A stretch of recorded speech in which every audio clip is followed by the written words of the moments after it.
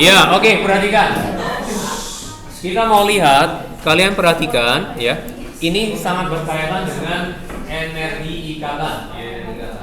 Kalian perhatikan energi ikatannya untuk yang F2 itu kecil, ya. Kemudian membesar, kemudian mengecil lagi dan mengecil lagi, ya. Kalian perhatikan, kita bandingkan dengan jari-jarinya. Kalau secara otomatis jari-jarinya itu untuk F ke iodin itu membesar, ya. Ini semua membesar, ya, membesar. Sekarang kita mau berlogika, ya.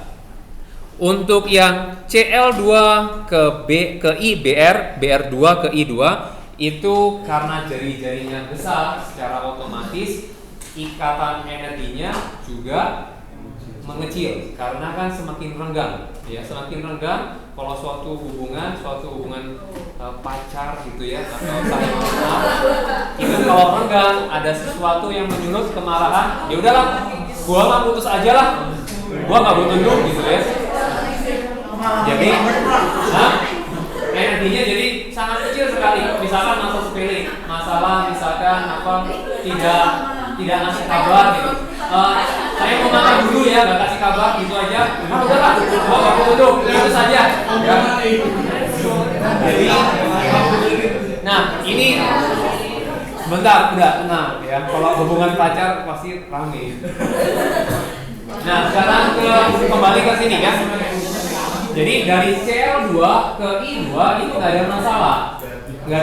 Jadi itu nggak ada logika yang seperti bagaimana yang dipikirkan, nggak perlu. Jadi semakin jari-jarinya besar, ikatannya lemah, energi kecil untuk memutuskan ikatan yang renggang, ya, yang panjang. Nah sekarang untuk F2 itu ada hal yang perlu kita perhatikan. Untuk F2 di sini karena terlalu dekat, ya, di sini terlalu dekat. Karena terlalu dekat, akibatnya apa? Kalian perhatikan di sini. Di sini adalah F, inti dari F bermuatan positif. Di sini bermuatan positif. Karena jari-jarinya terlalu dekat, jari-jari kovalen. Jadi ini positif. Jadi karena terlalu dekat, maka dia tolak menolaknya cukup besar. Cukup dominan tolak menolaknya. Dan untuk yang Cl2, Br2, I2 tolak-tolakannya kita abaikan karena dia sudah cukup stabil, udah cukup jauh untuk menghalangi tolak-tolakan. Sedangkan F2 itu terlalu dekat, ya, dan tolak-tolakannya menjadi dominan, ya. Jadi maka dari itu karena di dalam dirinya sendiri ada tolak-tolakan, ya, maka energi sedikit saja dia udah pecah. Ya, kalau suatu hubungan sudah ada tolak-tolakan, udah di sana, udah di situ, udah marah-marahan, lagi bunuh-bunuhan, suatu hubungan pacaran bunuh-bunuhan, terus ada sesuatu aja yang menyulut, oh ini di situ, cowok itu kemarin terlihat dengan cewek ini loh, masa?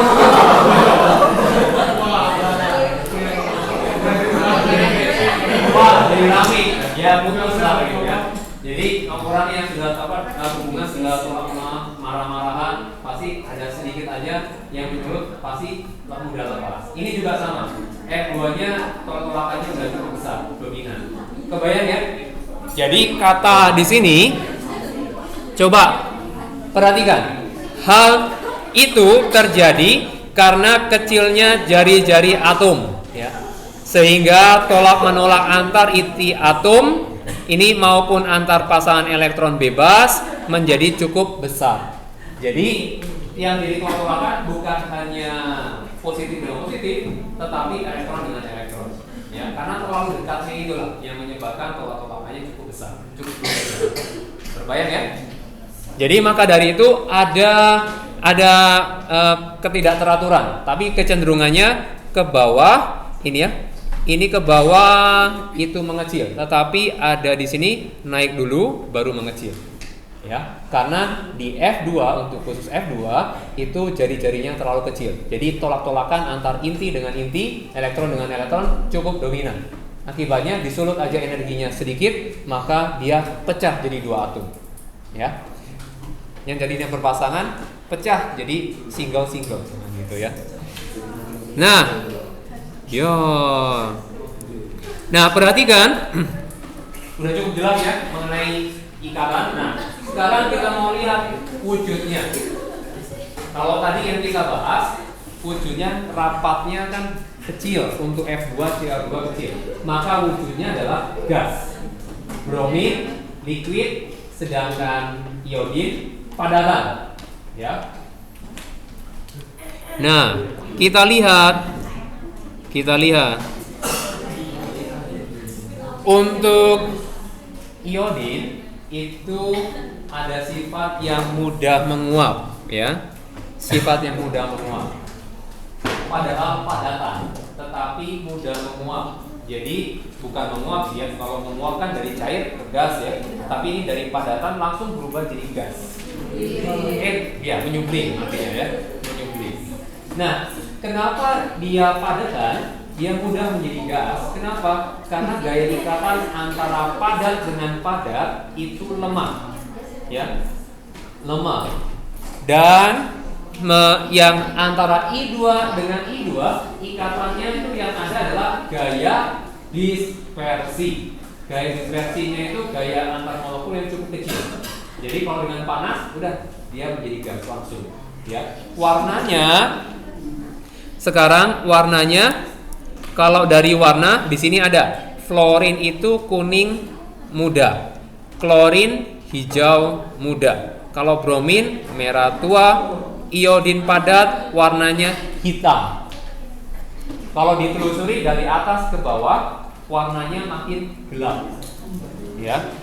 Kemudian kalau ketika berubah menyublim menjadi gas, dia berubah menjadi warna ungu. Ya, untuk I2. Dan kemudian baunya seperti bau di kolam renang. Itu bau klorin, bau kaporit, ya. Baunya menusuk. Kalau kita terlalu banyak langsung berkontak dengan kaporit ya, ini langsung di sini langsung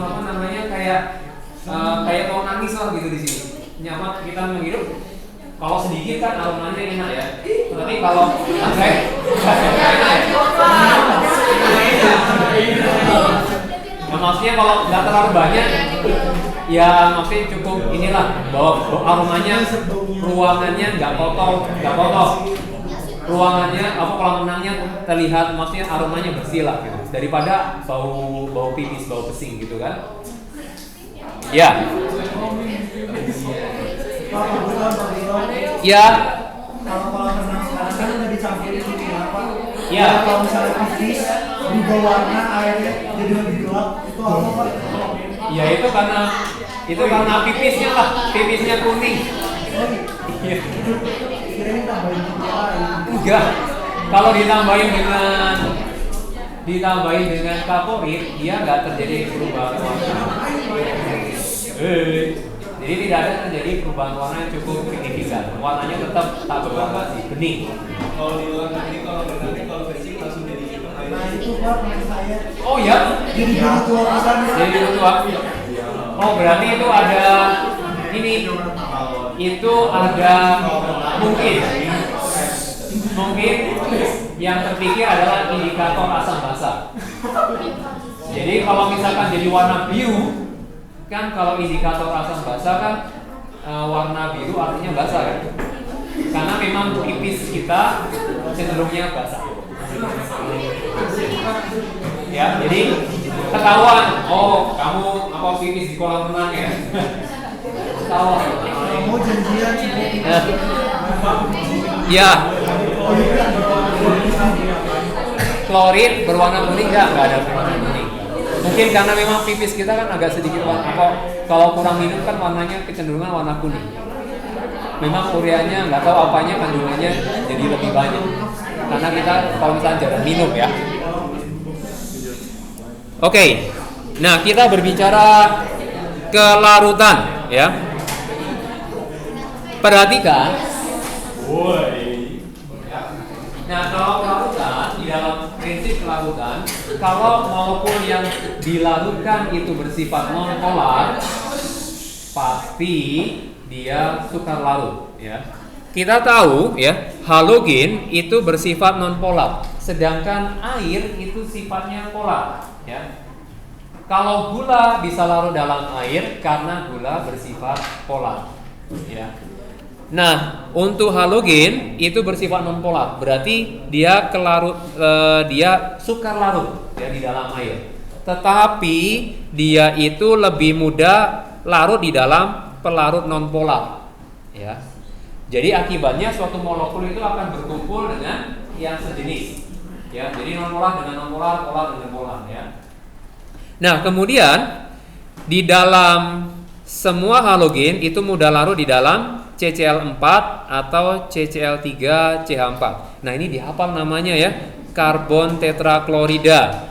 Kemudian ya ini 1,1,1 trikloroetana. Nah, kemudian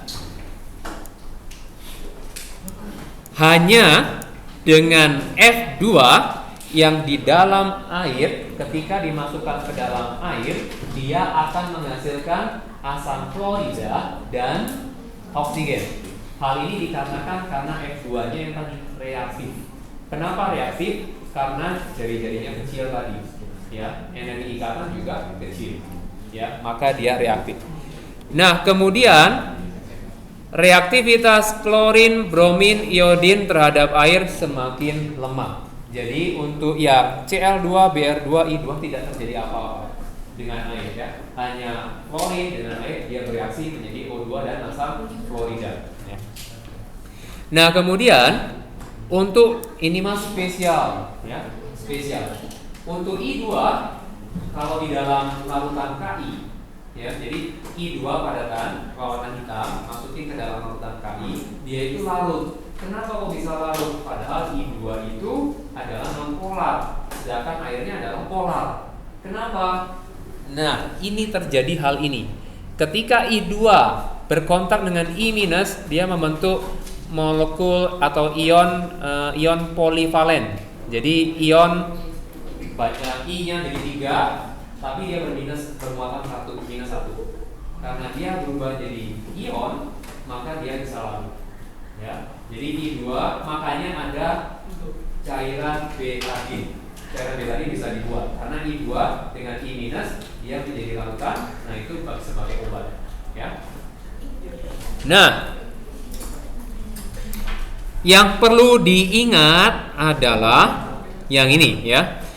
Ketika larutan iodin berwarna coklat, ini iodin berwarna coklat sudah yang tadi ya. Kalau di dalam larutan dia berwarna coklat ya, larutannya berwarna coklat.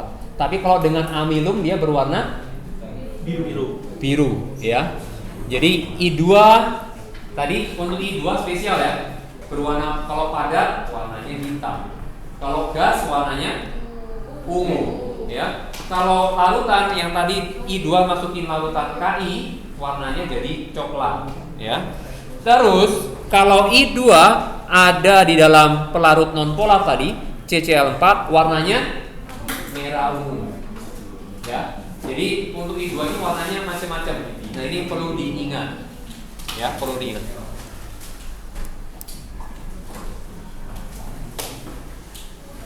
Iya, kita sampai sini waktunya memang pas.